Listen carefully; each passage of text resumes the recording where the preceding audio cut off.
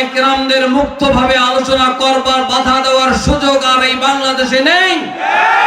প্রশাসনের পক্ষ থেকে, পুলিশ বাহিনীর পক্ষ থেকে 144 ধারা জারি করে তাফসীর মাহফিল বন্ধ করার সুযোগ আর বাংলাদেশে নেই।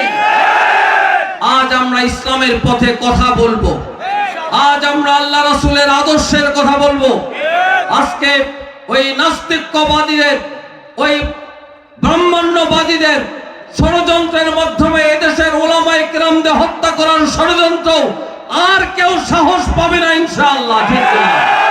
আমরা নতুন বাংলাদেশ পেয়েছি আল্লাহর মেহেরবানিতে, যাদের রক্তাক্ত ইতিহাসের মাধ্যমে শাহাদতের ঘটনার মধ্য দিয়ে আমরা এই বাংলাদেশ পেয়েছি, আল কোরআন উন্মুক্ত ভাবে কথা বলার সুযোগ পেয়েছি।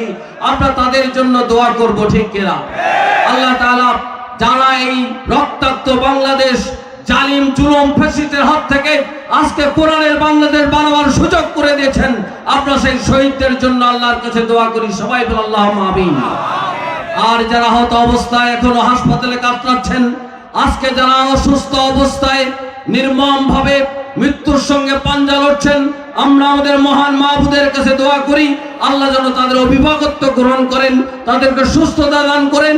এই নিয়ামতপূর্ণ বাংলাদেশ গড়বার জন্য আল্লাহ যেন তাদেরকে যুগে যুগে ইতিহাসের স্বর্ণাক্ষরে তাদের নাম যেন লেখাবার ব্যবস্থা করেন। সবাই বলে আল্লাহুম্মা আমিন।